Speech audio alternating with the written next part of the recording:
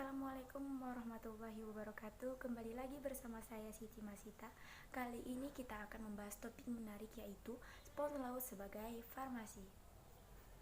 Yang pertama adalah latar belakang. Spon laut adalah hewan laut dalam film Polifera yang berarti memiliki banyak pori-pori atau saluran.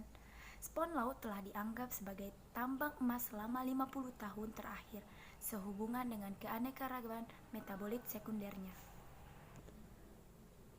Spon juga memiliki potensi untuk diberikan obat masa depan terhadap berbagai macam jenis penyakit seperti kanker, virus, malaria, radang, dan lainnya. Hubungan antara spon dan obat-obatan dalam bidang farmasi sangat berhubung erat, di mana dokter menggunakan spon jenuh dengan yodium merangsang pembekuan darah atau dengan bioaktif ekstrak tumbuhan untuk membius seorang pasien. Ada beberapa fungsi spon dalam bidang farmasi. Yang pertama adalah sebagai senyawa antiinflamasi, di mana senyawa ini dapat mengurangi peradangan ataupun pembengkakan.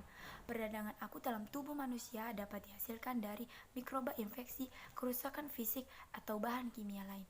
Tubuh bereaksi dengan mengubah aliran darah, meningkatkan permeabilitas pembuluh darah, dan memungkinkan keluarnya sel darah ke jaringan. Yang berikutnya adalah senyawa imunosupresis. Senyawa ini sebagai tambahan potensi untuk pengobatan kanker, meningkatkan sistem kekebalan tubuh, dan mengurangi keganasan serangan migran. Yang berikutnya adalah senyawa antitumor. Di gambar dapat jelaskan bahwa penghambat kanker payudara oleh Chinachera sp. aromatase adalah enzim kunci dalam pembentukan estrogen dalam estradiol. Ini mengkatalisasi langkah terakhir dari androstenedion ke esteron, dari testosteron ke estradiol lewat jalur estrogen. Konversi estrogen dapat terjadi di dalam darah dalam keadaan normal jaringan payudara serta jaringan tumor payudara. 6-hidroksimino 431 dari Chinachera sp. adalah penghambat aromatase. Penghambat aromatase dalam jaringan tumor tidak diperlihatkan untuk menjaga kejelasan ilustrasi.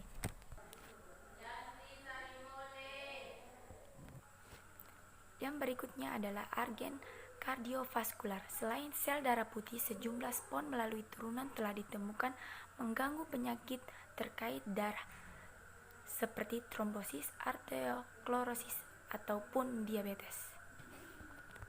Kemudian selanjutnya adalah senyawa nikrosupresis. Terdiri dari senyawa desiherbaine dari Desiderae herbaceae. Adalah asam amino rangsang yang manjur menyebabkan kejang dengan mengganggu L-glutamat komunikasi neurotransmitter berbasis dan mungkin menyediakan senyawa timbal dalam agen terapi untuk gangguan neurologis. Kemudian yang berikutnya adalah senyawa antifouling, di mana senyawa ini berfungsi untuk pencegahan kotoran. Mereka tidak terkait dengan pengembangan obat baru, tetapi dapat mengganti ramah lingkungan untuk bahan kimia. Organisme biofouling seperti biru kerang, teritip, dan mikroalga menyebabkan serius masalah pada lambung kapal, sistem pendingin daya tanaman, dan bahan aquaculture. Yang kemudian adalah relaksan oto. Relaksan oto yang bekerja secara sentral yang memediasi komunikasi neuromuskuler, bekerja secara perifer. Relaksan otot dapat digunakan untuk otot lokal relaksasi, diterapkan untuk menghilangkan stroke atau selama intubasi dan operasi. Yang kemudian adalah senyawa antiviral. Spon juga kaya sumber senyawa dengan sifat antivirus. Aferol 6-hidroksiaferol dan 3-hidroksiaferon adalah penghambat yang sangat kuat untuk HIV. Enzim ini memiliki peran kunci di awal tahap infeksi HIV dan merupakan target spesifik untuk obat antivirus karena bertanggung jawab untuk viral load dan genetik virus menjadi untai ganda DNA yang kemudian diintegrasi ke dalam inang DNA kromosom.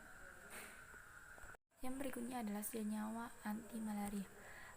Beberapa spon senyawa anti malaria telah ditemukan selama dekade terakhir, seperti pada tabel di atas. Anti malaria berupa obat-obatan dibutuhkan untuk mengatasi meningkatnya jumlah dari stan Plasmodium yang resisten terhadap beberapa obat menyebabkan malaria. Plasmodium falciparum telah menjadi tahan terhadap kloroquinon, primetamin, dan sulfadoksin. Yang berikutnya adalah sebagai antibiotik dan fungisida.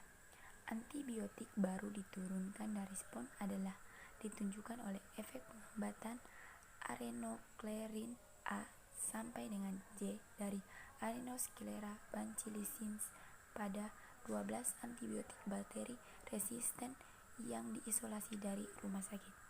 Yang selanjutnya untuk fungisida yang saat ini digunakan lebih sedikit beragam dari antimikroba dan penggunaan banyak dibatasi karena efektosis pada manusia, hewan, dan tumbuhan. Data di atas dapat kita menarik kesimpulan yaitu spon laut menghasilkan sejumlah besar antitumor, antivirus, antiinflamasi, antibiotik, dan bioaktif lainnya yang dapat mempengaruhi patogenesis banyak penyakit manusia. Potensi obat-obatan yang berasal dari spon terletak pada fakta bahwa masing-masing dari ribuan metabolit ini dan turunannya memiliki dosis spesifik tersendiri, efek penghambatan, kemanjuran, dan potensi yang terbaru, efek samping yang menentukan kesesuaian untuk pengobatan. Selain itu, kerangka atau inti aktif dari molekul-molekul ini dapat digunakan sebagai sebuah kendaraan untuk mengembangkan turunan dengan spesifikasi mereka sendiri, khasiat, dan efek samping. Karena itu, tantangan penting dalam mentransformasi molekul bioaktif menjadi obat-obatan sekarang untuk menyaring harta rumah metabolit spon dan pilih yang itu menampilkan mode tindakan tertentu dengan yang diinginkan karakteristik terhadap suatu penyakit.